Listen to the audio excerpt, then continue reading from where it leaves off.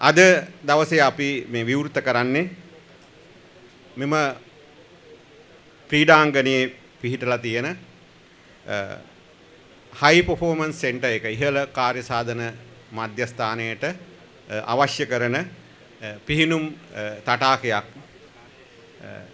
මේ ඉදිකිරීම හරහා මේ හයි පර්ෆෝමන්ස් සෙන්ටර්ස් හරහා අපි ඉහළ තාක්ෂණයකට ගමන් කළා. මම හිතන්නේ ලංකාවේ ක්‍රිකට් ක්‍රීඩාව අපි ඉතා ඉහළ මට්ටමකට ගෙනියන්න උපරිම වශයෙන් කටයුතු කරමින් ඒ සඳහා මහන්සි වෙමින් තියෙන මොහොතක් විශේෂයෙන්ම ශ්‍රී ලංකා ක්‍රිකට් ආයතනය. අපි දන්නවා අපේ රටේ මිනිස්සුන්ගේ ලේවල තියෙන ක්‍රීඩාවක් ක්‍රිකට් ක්‍රීඩාව හැම ගමකම අස්සක් මුල්ලක් නෑරම ගමේ ගොඩේ වෙලේ හැම තැනම ක්‍රීඩා කරන ක්‍රීඩාවක් ක්‍රිකට් ක්‍රීඩාව අපේ සංස්කෘතියක්. සමහර විට අපිට පොඩි කාලේ අපි ඉස්කෝලේ යන කාලේ වීරයෝ හිටියේ ක්‍රිකට් ක්‍රීඩාවේ. මට මතක ඇටියට රෝයි ඩයස්ලා දුලිප් මෙන්ඩිස්ලා ඒ වගේ සිදත්ලා අපේ වීරයෝ ඒ වීර කාව්‍ය අපි ලංකාවේ දිගටම අරන් ආවා. සනත් ජයසූරියලා මහේලලා සංගක්කාරලා දක්වා පසු කාලයක අපිට ඒ වීර කතාව ටිකක් නැති වෙලා ගියා. මම දන්නේ ඒකට විශාල හේතු ඇති. නමුත් අපිට නැවතත් ක්‍රිකට් වල ඒ වගේ ලෝකයේ ඉස්සරහා දන්න කියන තරඟ ජයග්‍රහණය කරන අපේ ක්‍රිකට් ක්‍රීඩකයන්ට වීරයෝ අවශ්‍ය මොහොතක්. ඉතින් ඒ වීරයෝ නිකම්ම හැදෙන්නේ නැහැ. ඒ වීරයෝ හදන්න ඕන. ඒ වීරයෝ හදන්න ආයෝජනය කරන්න ඕන. උපරිම තාක්ෂණය ඉහළ තාක්ෂණය දෙන්න ඕන. ඉතින් ඒක නිසා මෙන්න මේ කාර්යය මම හිතන්නේ ශ්‍රී ලංකා ක්‍රිකට් ආයතනය කරගහලා ඒ වෙනුවෙන් මැදිහත් වෙලා මේ වගේ සෙන්ටර්ස් හදන එක මේ වගේ ආයෝජනය කරන එක මම හිතන්නේ අපේ රටේ ක්‍රීඩාවට අනාගතයේ ක්‍රීඩාවට කරන ආයෝජනයක්. ඉතින් ඒක නිසා අපි මේ නිර්මාණය මේ ඉදිකිරීම අපි අගය කළ යුතුයි. මොකද ඒ හරහා විශාල පර්ෆෝමන්ස් එකක් අනාගතයේ ක්‍රීඩා කරන ක්‍රීඩකීන්ට අවස්ථාවක් මෙතන අපිට හදලා දෙන්න පුළුවන්. ඒ වගේම සභාපතිතුමා යෝජනා කරා අනිත් ක්‍රීඩාවන් වල යෙදෙන අයටත් ඇවිල්ලා මේක පාවිච්චි කරන්න පුළුවන් කියලා.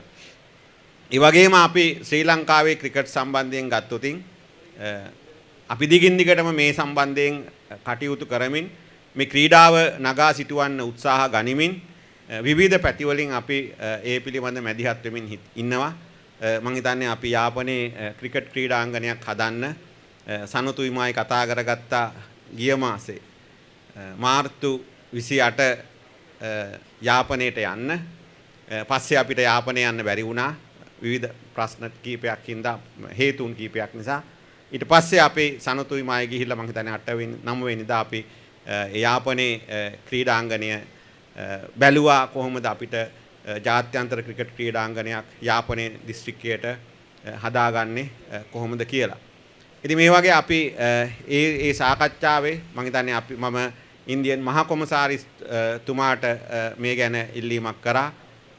සනත් ජයසූරිය මහත්මයා විශේෂයෙන්ම අග්‍රාමාත්‍ය මෝදි මැතිතුමා හමු වෙච්ච වෙලාවේ මේ සම්බන්ධයෙන් ඉල්ලීම කරා. මම හිතන්නේ ඒක ගොඩක් සාර්ථක වෙයි කියලා අපි විශ්වාස කරනවා. සනත් වගේ කෙනෙක් ඉල්ලුවහම මම හිතන්නේ මේ බෑ කියන එකත් නෑ නේ.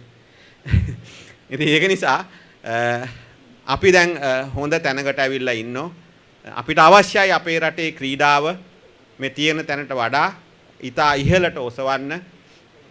බොහෝ ක්‍රීඩා සංගම්වල අර්බුද තියෙන ලංකාවේ ක්‍රිකට් ක්‍රීඩා සංගම් 74ක් තියෙනවා.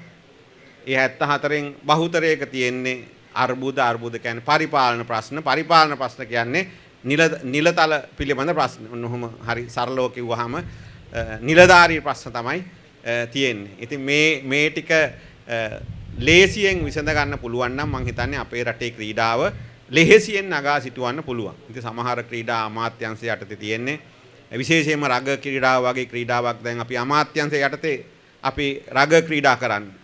රග ෆෙඩරේෂන් එක මැදිහත් වෙන්නේ නැහැ. අපි මේ ළඟදී මැලේසියාවේ රග තරඟයක් කරා අපි අමාත්‍යාංශයෙන් ඒ රග තරඟේ අපි කරන්නේ. ඉතින් ඒක නිසා මෙන්න මේ ෆෙඩරේෂන්ස් වල තියෙන ප්‍රශ්න විසඳ ගන්න පුළුවන් නම් ඉක්මනට ක්‍රීඩාවේ නාමයෙන් මම හිතන්නේ අපිට ක්‍රීඩාව මීට වඩා ඉස්සරහට ගෙනියන්න පුළුවන්. ශ්‍රී ලංකා ක්‍රිකට් සම්බන්ධයෙන්ුත් මම හිතන්නේ සභාපතිතුමාට වඩා ලොකු ප්‍රෙෂර් එකක් අපිට තියෙනවා.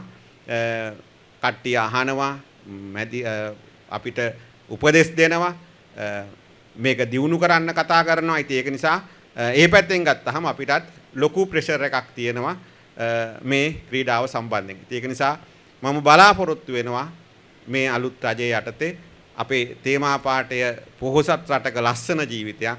ඉතින් අපිට ලස්සන ජීවිතයක් උදා කර ගන්න නම් මිනිස්සු සතුටින් ඉන්න ඕන, මිනිස්සු ක්‍රීඩා කරන්න ඕන. ඒතෙන්දී අපිට මේ වගේ නිර්මාණ කිරීම, මේ වගේ ක්‍රීඩාවට මැදිහත් වීම, මේ වගේ ක්‍රීඩාවට ආයෝජනය කිරීම අතිශය වැදගත්. ඒක නිසා ඒ බලාපොරොත්තු ඇතුව මේ ශ්‍රී ලංකා ක්‍රිකට් ආයතනය මැදිහත් වෙලා අද මේ ආරම්භ කරපු හයි පර්ෆෝමන්ස් සෙන්ටර් එකේ පූල් එක මම හිතන්නේ අපේ ආයෝජනයට එක පියවරක් කියලා. ඉතින් මේ වගේ නිර්මාණ ඇතුලේ අපේ රටේ ක්‍රිකට් ක්‍රීඩාව ඉහළටම ගෙනියන්න අපිට පුළුවන් උපරිම මැදිහත් වීම කරමු, උපරිම දායකත්වයේ කරමු. මම හිතන්නේ ඒ සඳහා ශ්‍රී ලංකා ක්‍රිකට් ආයතනයටත් ඒ අවස්ථාව තියෙනවා. අපි සියලු දෙනාම එකතු වෙලා අපේ රටේ ක්‍රිකට් ක්‍රීඩාව උපරිම තලයකට ගෙනහිල්ලා නැවත වතාවක් අපිට ලෝක කුසලානයක් දිනා ගන්න පුළුවන් ධෛර්ය ශක්තිය වාසනාව ලැබේවා කියලා ප්‍රාර්ථනා කරනවා. බොහොම ස්තුතියි සියලු දෙනාට.